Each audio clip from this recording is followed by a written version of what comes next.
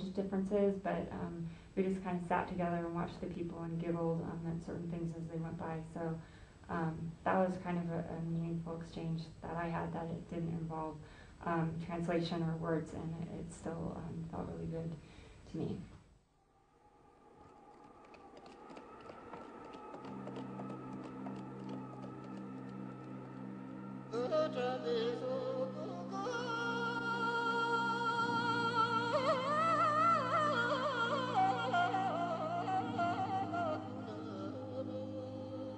Today we went to the Norbalinka Palace, which was the summer palace and built in 1755 for the 7th Dalai Lama.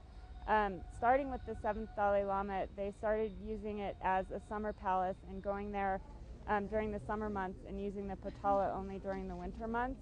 And I was just so confused about why they would move their entire government about 2 miles down the street for winter and summer, but apparently the Potala doesn't have good ventilation and gets a little bit too warm. So Norbalinka was really spread out. There were lots of trees. It kind of felt like a really serene college campus while we were there. First we went to the room of the 7th Dalai Lama, and it was kind of interesting. It almost looked to me like the whole place was in the process of fading away. The colors were really muted and kind of faded, and the whole place just looked like it was almost disappearing before your eyes. It was kind of interesting. After the 7th Dalai Lama's palace, we went to the 13th and 14th Dalai Lama's palace, and that one particularly looked like it had just been abandoned, which actually I guess it had been when the Dalai Lama left. That was actually the palace that he escaped from dressed as a Tibetan guard. Both palaces were set in a really nice area. There was a whole large grounds that you could wander around for a while. There was a man-made lake, and there was a lot of woods. This afternoon we went into Barkor Square to do a little bit of shopping, and I am definitely green. I've lost, I think, most of my bargaining powers and haven't had enough time to get back into the swing of things. The first woman that I stopped at her stall, she was very aggressive and kept trying to sell me something that I just could never afford. I mean, it was just way too much, and I don't have the budget for it. I eventually ended up buying a human skull with inlaid silver. The skull, as weird as it may sound to us, from the reading that I've done in Tibetan culture, when somebody dies, their soul leaves and the body is just a vessel, and it's not a big deal. So to have somebody's skull, for example, when your best friend dies, you usually take their part of their skull, and it's a memory thing, something to remember them by. And they'll make bowls out of them and everyday household objects out of bone and skulls of people so that they can remember them by. And they don't get as freaked out by having body parts around as we in the West do. Today we went to the market in the Barkor Square, and it was my first time shopping here in Lhasa, and it wasn't as scary or overwhelming as I thought it might be. I bargained down to about, I guess, a third of what they had asked for my little tchotchke, which has a monkey on it, and I really like monkeys, and so I was happy to get that. We did find a Tibetan woman who was selling, had a little stall there, and we got a chance to talk to her through an interpreter, and that was actually really nice. She's been there for about 5 years selling the stuff. She works every single day, apparently doesn't take any vacations. She buys her goods mostly from Tibet. She had a lot of interesting, wide variety of things, and I think packing that stuff up every night and unpacking it every morning, that's got to be a huge chore in and of itself.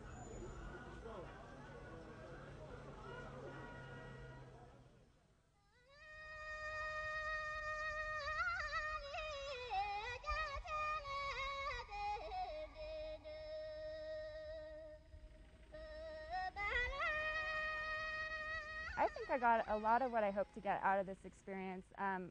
I think first and foremost I wanted to experience a third world country. I'm not sure if this counts as third world anymore. It seems to be fairly modernized.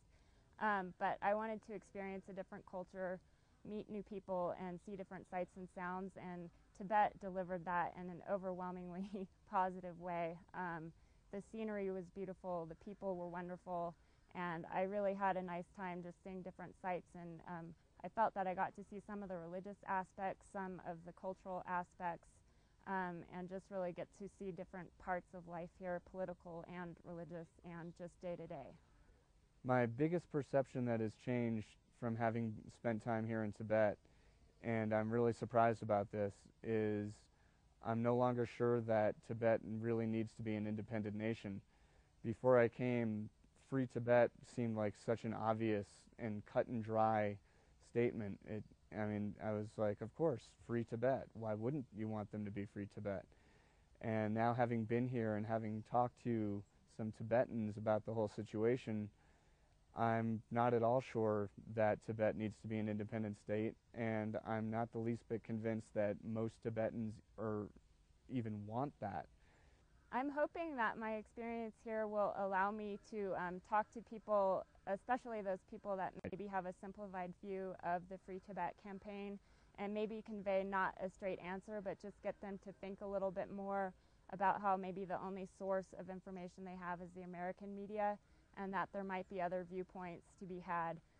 I would really like to share some of the information I've learned here. Because of language differences, I didn't really get a chance to find out too much what Tibetans think of America or Americans, but I can say that there were a number of times when people asked me where I was from and I would say America, and it was always greeted with a smile and, oh, America, America, America. It was always a happy response, which I was glad to hear. I was a little nervous the first few times I said I'm an American. A lot of times overseas when you say that you get scorn and bad looks, but here everybody seemed pretty happy to say hello and glad I came so far to see their country. The more I talked to people here, the more I found out that they're actually really grateful to the Chinese for some of the new improvements and opportunities that they have. Certainly in education and in consumer goods, they have a lot more choices. With education, they're learning Tibetan, Chinese, and English, and I think that's helping them to get by in the world and make an influence here. I was impressed that they're actually still learning Tibetan as well as the other two languages, and it seems that they're trying to retain their culture and identity while also embracing the change and modernity and having better lives. I think the most important advice I could give to anybody who wants to come to Tibet is to come with an open mind and try to let go of all your notions that you have about Tibet. I know personally I had a lot of notions that were sort of force-fed to me, and I'm now realizing more than ever that American media and just the American point of view is really, really one-sided. And it was very hard at first to not have knee-jerk reactions to everything anybody said, and it took a while to let go of that, but after a while I finally managed to. It's been 2 weeks and I'm starting to get over my knee-jerk reactions to what communism is all about and what Free Tibet is all about, and starting to actually listen and look and really see what's going on. And I think that's a very important thing for anybody coming here.